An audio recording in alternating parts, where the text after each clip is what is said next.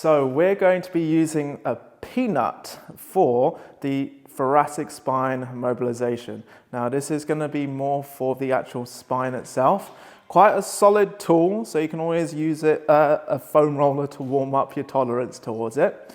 So I'm going to hand the peanut to Nereus. Now it's very important with the peanut that we're not putting the pressure of the two balls onto the spine itself. It's got a gap in the middle. That gap goes directly over the spine and the two balls come onto the side.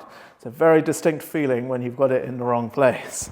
So what I normally do for myself is go into a bridge and then position the peanut into the very beginning of the mid back. Now we're not on the lower back, towards the more of a stomach region, or more of the top of the stomach, more towards the chest region is where the peanut's going to be. So from this position now, he can get his shoulders and his head back onto the floor.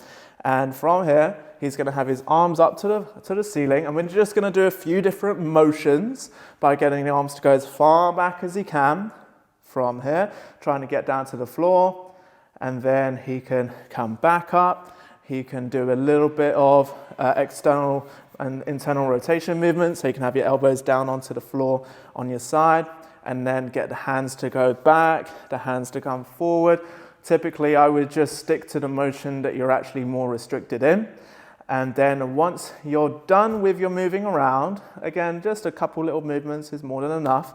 You're then going to move the peanut further up the spine. So what I normally do is lift up the hips a little bit.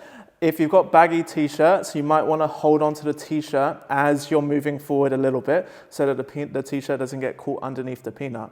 And then you just repeat the same motion. Now the higher up you go, you're going to notice that the arm movements that you do are going to start feeling harder and harder and harder, especially going down to the floor.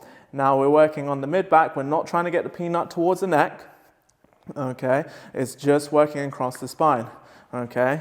And when he's done, he's gone up the entire spine, or just where you know more specifically where you're more restricted, he can then finish. But normally, if you're going up the entire spine from the mid region to the top, more towards your cervical, then it would normally take you around at least a minute or two to perform. Okay, and once you're done, you can just sort of roll over to your side or just lift up your bridges or come into self and then grab the peanut.